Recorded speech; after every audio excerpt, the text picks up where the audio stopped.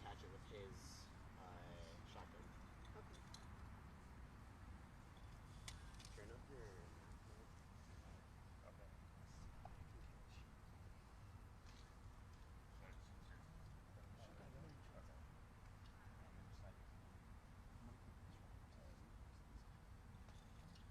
There'll be a button that says micro line, you want on mic. It's up there on the right.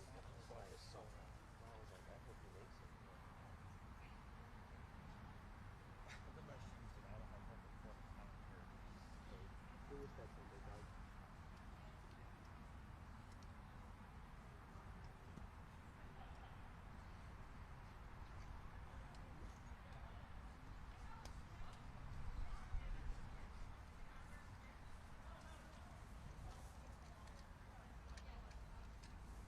We got a mo box too if you guys need it right there. Thank you.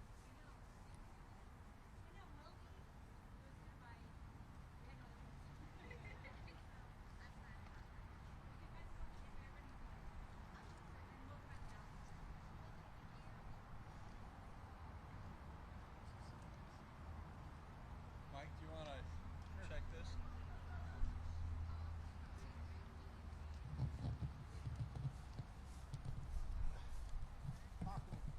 One, two, three, four, five, six, seven, eight, nine, 10.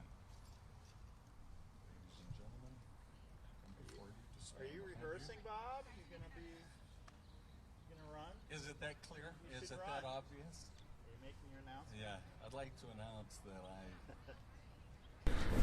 am dropping out of the race.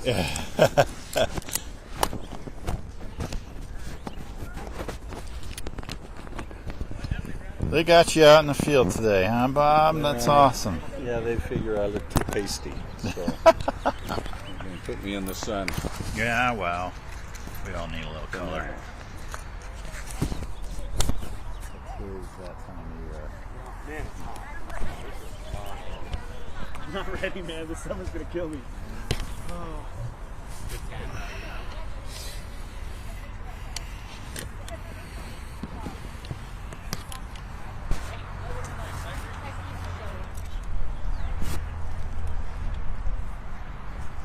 I'm not trusting that malt box.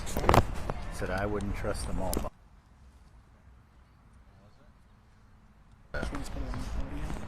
We can. Do you have A lav or something? Well, Yeah. So you're gonna do this, put on Yeah, there's a spot right there. Well, do you want me to go get the mic stand? I mean, I don't want to trust that thing to be just sitting there. That's how we usually do it. It'll sound great. It'll sound usually fine. No, you're fine. Yeah, it's gonna sound fine on the podium. They have it. Well, remember when, Yeah, I don't know I if you were here, but yeah. before the election, we were out in the cold on the other side. And I was definitely not here for that. whenever I come for the governor's mansion, I'm either in the sweating heat or the freezing cold.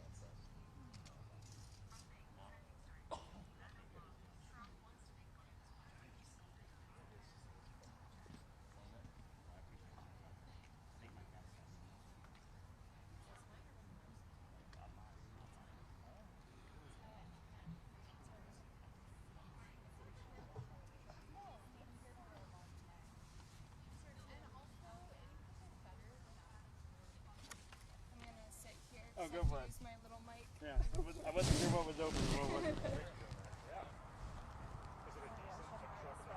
It's brutal. I wore wool today. Did I do this right? Oh, my resolve to let you guys just have the daily cycle is growing and growing and growing. Oh my god.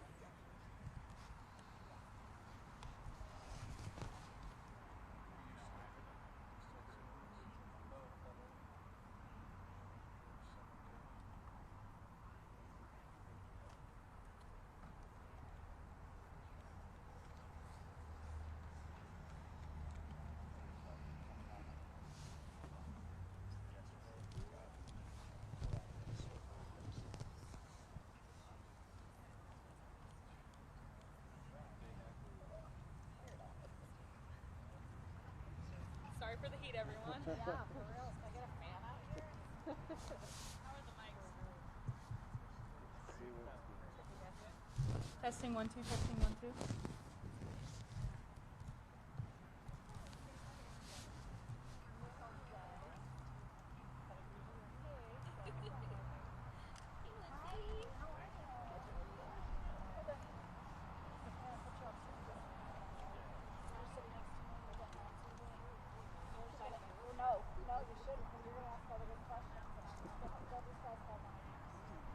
Oh, good. Katie's asking the good questions? Yes. That sounds great. That sounds like a plan. No, it's good. You got it. We're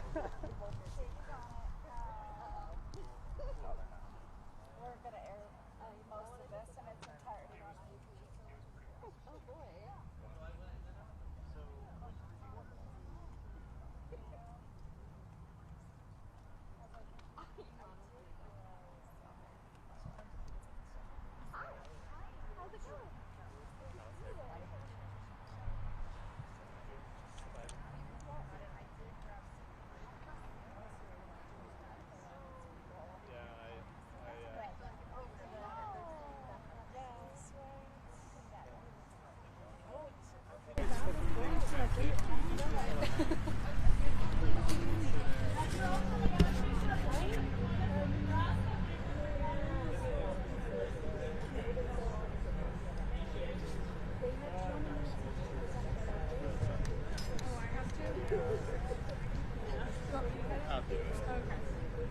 And then I just talk into this mic. 1 2 3 4.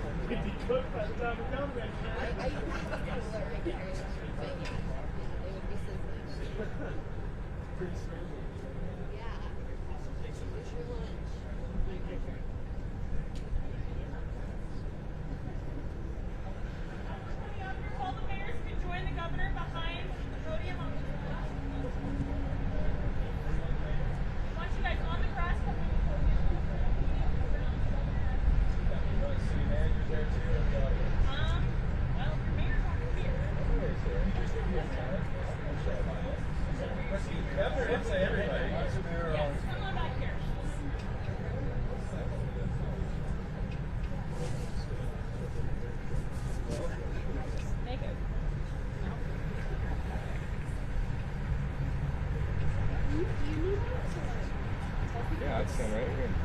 We will in just a minute, I think. I'll stand right here. As you're all coming out, if the mayors would join us behind the podium, please. Thank you.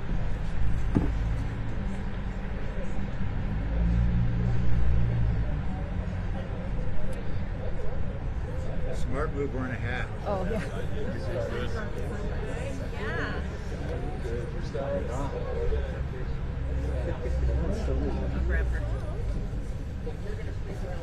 That would be awesome.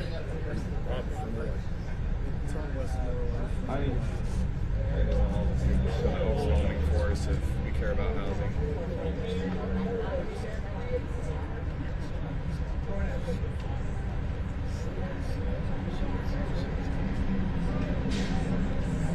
Doing an invite for everybody here. Steve? Yes, sir. One thing you're saying is a lot of the good programming.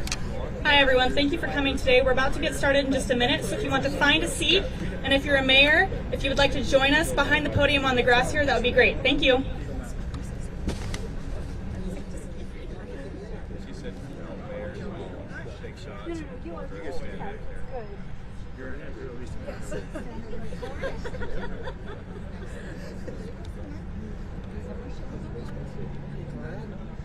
I need to get down there. I need to come see. I've had friends go out, James, and love it. I've had two.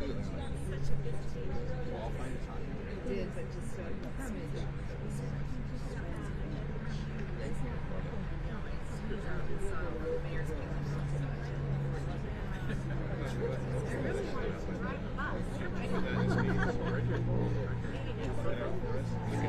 We still need him to come see it though. Has he not been out there yet?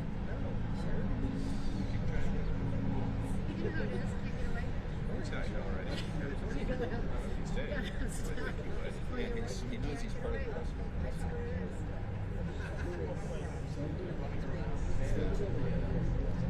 Yeah, I can't.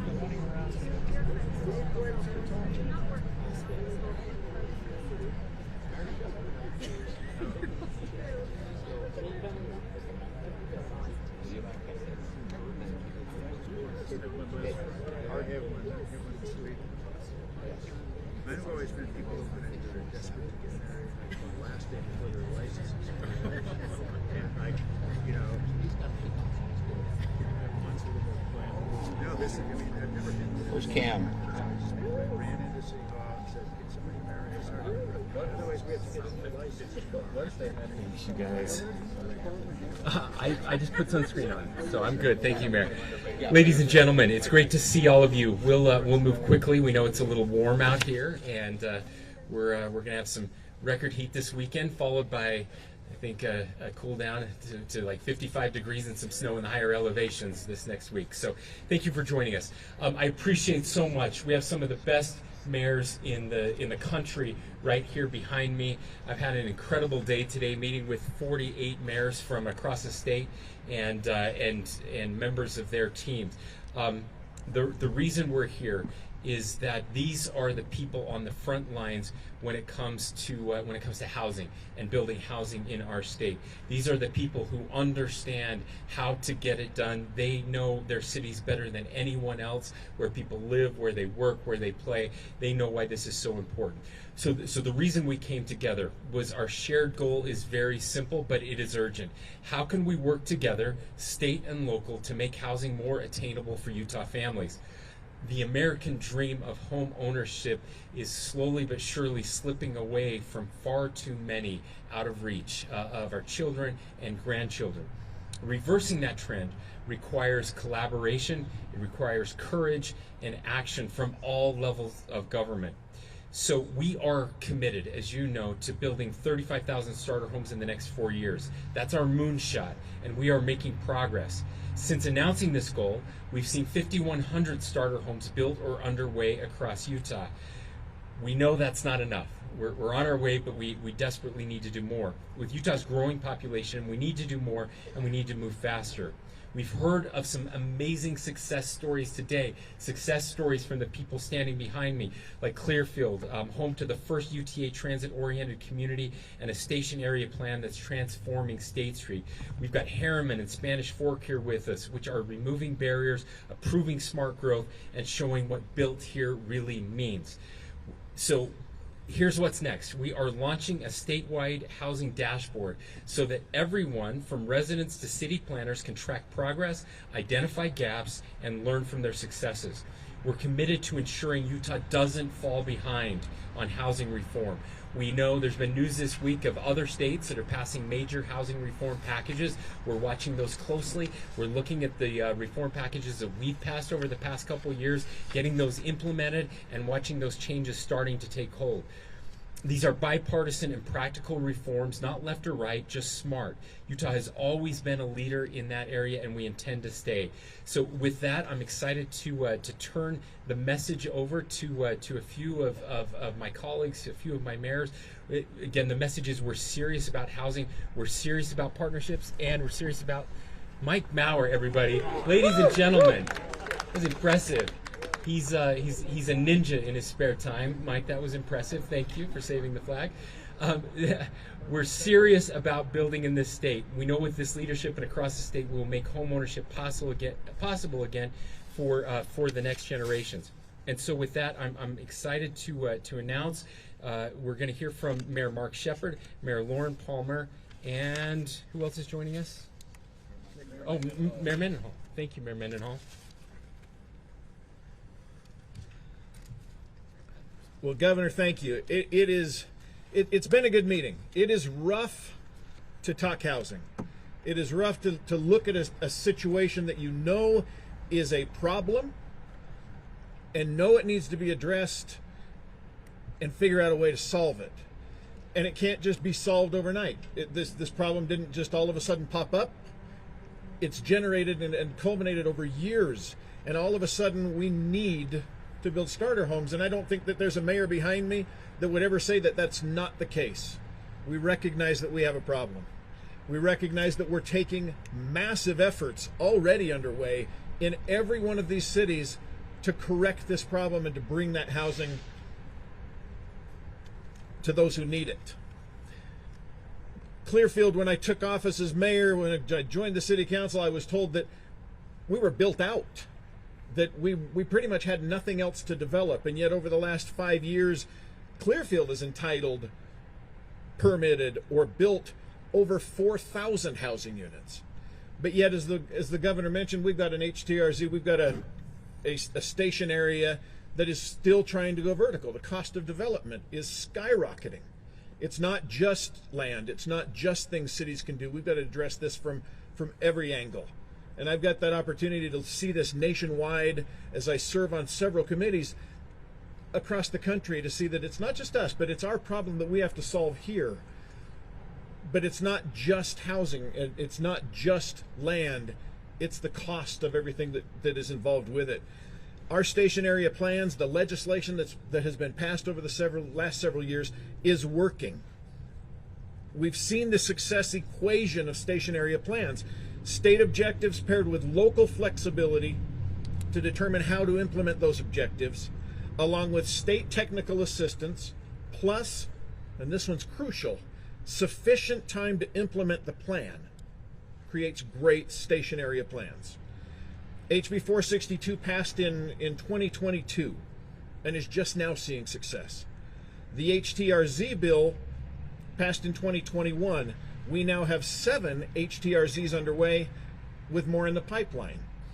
Without this, the market would have supported about 16,000 units, but with that, the HTRZs, we're now expecting 42,000 units. We are in process. We see it coming, and we've got cities doing everything they can to try to make this happen. There are areas where we need cities' help. We need them to delve in more. We need them to stick the shovels in the ground and really make an effort. But the vast majority of our cities in this state are making huge strides in housing. We're thankful to have a governor that sees this and the necessity of bringing the housing to the market, that understands, as he shared with us upstairs, the need for our own children to be able to have a place to live. I'm fortunate. I have 7 kids. 6 of my 7 kids own homes. They bought during the time where they could. But I have one who can't. And the amazing thing is, or the ironic thing is, she's married to a developer. She's married to a home builder and can't afford to build a house. The cost of everything has skyrocketed. We need a place to put our kids. We need a place to put those who want to come to this state. And that's every level of housing. Housing, we talk about affordable housing, but we all live in affordable housing. We live in what we can afford. And hopefully we make more and can afford something else. But I know very few of my friends that don't look at somebody else's house and say, man, I'd like to live there. I just can't afford it. But I hope someday I can. Well, I hope that my kids and your kids, the governor's kids, have a place that they can afford just to start out, that they can start that American dream. We need to make that possible. As cities, we're committed to help make that happen. We need the trust and the faith of a legislature to know that we are trying and that we are doing what we can, and to leave that as a collaboration and not take that away from us, and allow us to do what we were elected to do and what we're committed to do, and that's to make places that people want to live and that they can call home. I'm going to turn that over to my two fellow mayors here. Mayor here. Mayor Palmer. Thank you, Mayor Shepherd. As many of you know, Harriman is a very rapidly growing community. We have tripled in size in 10 years, and we still have 13,000 entitled units to go. The one thing I've taken from today, from the governor's message, and I appreciate him bringing us together, is it's one thing to entitle units, but it's another thing to get people into those homes, to get people that can afford those homes, to get them to a price point where they can afford to be there. I have 4 kids now that have been married in the last 25 months. One living with me, one just was able to move out and get a home. But it's a concern to all of us at the local level.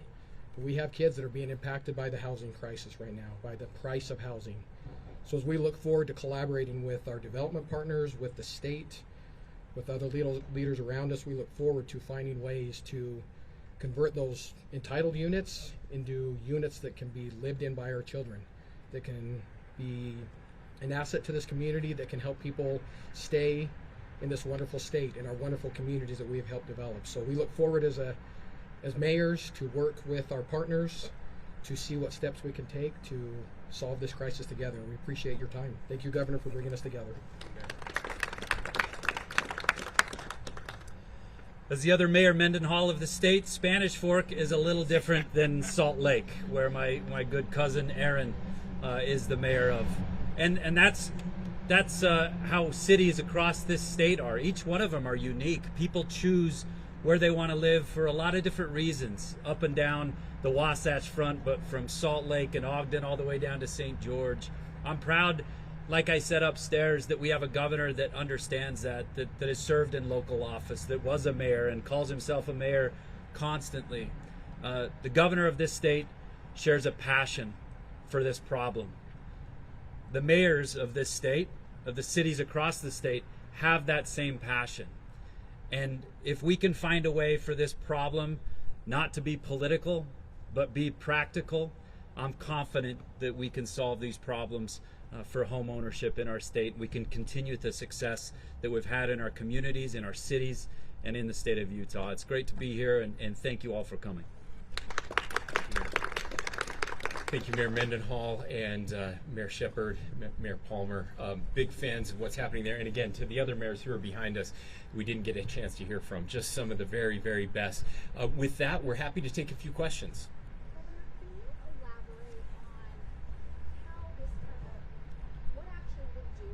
Sure.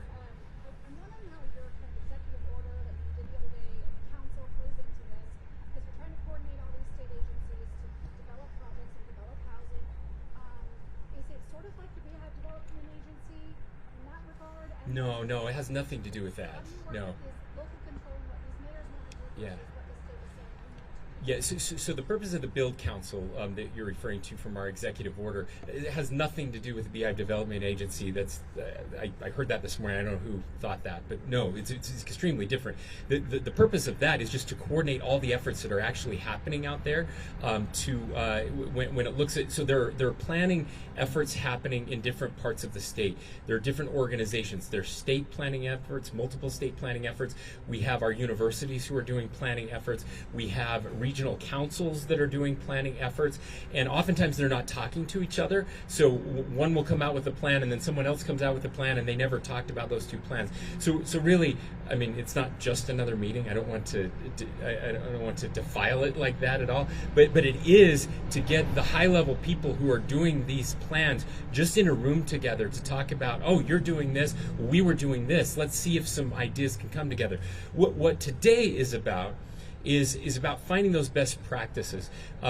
You'll often hear me, and I'm guilty of this, and I've made this point. We talk about the bad actors a lot, where there are a few cities here and there that aren't approving plans, that are taking years to get things done, that are very purposely driving up costs to make it so development can't happen. And yet we have dozens and dozens and dozens of cities who are doing this the right way, and we want to learn from each other. One of our good mayors talked about how Mayor Silvestrini talked about how we have about 250 really experiments going on in this state, 250 different communities where they're doing this work, but oftentimes we don't share the wins, the things that are happening. So part of what we're trying to do, and this dashboard is part of this as well, so everyone can see what's happening, so we can learn from each other. Spanish Fork has approved some incredible projects, some multifamily projects, some density projects in certain parts of their city where it makes sense, where there's infrastructure. How did you get that done? And another city will approve a major development in 2 or 3 months, where it sometimes takes 2 or 3 years. How are you able to do that so much quicker than someone else? Let's learn from those ideas. So this is really about, instead of kind of that scarcity attack mindset, it's about a collaboration mindset. Let's learn from each other and see if we can't unlock potential for significant housing gains over the next 4 years. Governor, yeah, you mentioned transit-oriented development, yep. stationary plans. At the same time, the state has taken Salt Lake City Street Authority away. Just yesterday, UDOT blocked a bike lane project in Pioneer Park. Isn't there a mixed message here where you're telling cities to get to work, but you're clipping the city's wings when they try? Well, I don't know if bike lanes create housing, so I'd say they're very different programs. Because they're on the streets in front of their homes. Sure, and that's a very specific issue in the capital city, which is always a unique issue. The capital city does represent the entire state in ways that are different, and so I can tell you, every governor, red or blue, and their capital cities, they have those kind of debates over who gets to decide what's happening in those cities, and that will certainly continue. I don't see them at odds at all when it comes to the housing development that we're trying to build. Would these mayors be comfortable losing their street authority? Probably not, but they're also probably not at risk of them losing because they're not the capital city mayors. Governor, you mentioned Please. you weren't up to speed on the 35. What was the biggest challenge coming into this meeting, number one, and number two, how will we know whether that challenge was overcome? Yeah, so the biggest challenge is that we just don't have enough housing, and there is always a tension between the state and local government. When I mentioned you hear what's happening in other states, those are the debates that are happening in California, they're happening in Texas, they're happening in Montana, they're happening in New Hampshire, red states, blue states, where there's this tension that comes between local control, which again, as a former mayor and city council member, I'm very supportive of local control. People understand what happens in their cities and what's best for their cities. And then you have this tension, though, of sometimes what most people want is, I say this all the time, we all want more housing, we just want it where we can't see it, right? So the incentive structure becomes very difficult on our mayors and city council. I have a tremendous amount of respect, a tremendous amount of empathy for what they're going through. Many of them are signing up to run again, or some of them are signing up or not signing up to run again because of that. City council members as well. They'll do the right thing and approve a development that will benefit future generations, and then there's a referendum and the project gets denied. They get voted out of office because a small, very vocal group in a neighborhood can be very angry about any type of new housing going in. That's where the real tension is. And so I appreciate their willingness. I pushed on them and they pushed on me, and that's healthy. That's a good thing. We both pushed on the legislature a little bit because there were no legislators here. No, we love the legislature, and the legislature is doing really important stuff in this space. So that's the tension. That's the tension. Now, how will we know if this is working? Well, over the next 4 years, you'll see it. Either we're getting approvals done quicker, and we're getting houses built, shovels actually in the ground, and people moving into homes, and you'll see you'll see first the price of housing level off. And then you'll see it start to decline as we get more. That we can't hide from this stuff. It may very well be 3.5 years from now that I'm a complete failure because we didn't get any of this done and the price of housing has gone up and all of our kids have moved to Kansas. That's how you'll know if we failed. Conversely, if our kids and grandkids are starting to buy homes here and we continue to create jobs and we continue to create the best standard of living anywhere in the nation, that's how you'll know we've succeeded. Please. What needs to be done to get up to speed with the 35,000 starter homes? Yeah, so there are a couple things that need to be done, and that's really what this was all what we were talking about. So you'll hear we've permitted lots. We've got we got 5,000 permitted lots here, 10,000 permitted lots here, but they're not being built on yet. And so that's one of the problems is infrastructure. We heard that loud and clear from these mayors today. Even if you have approval for a subdivision, if there's no money for roads, if there's no money for sewer, water, then no lots are going to be built, or no homes are going to be built. So that's an issue. How do we get the infrastructure money where it needs to go, where it can have the greatest impact? And then number two, we do have some subdivisions that are in the planning phase right now where they're ready to go, where they could break ground, where we could start building thousands of homes.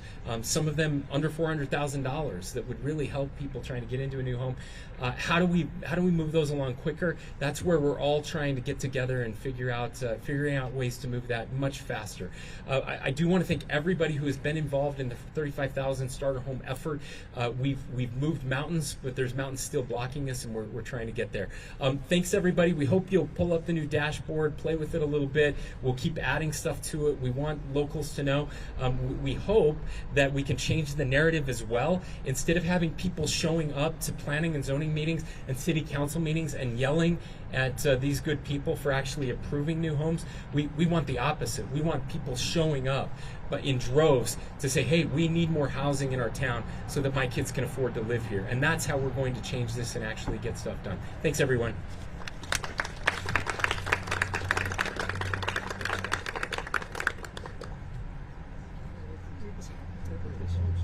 Wow.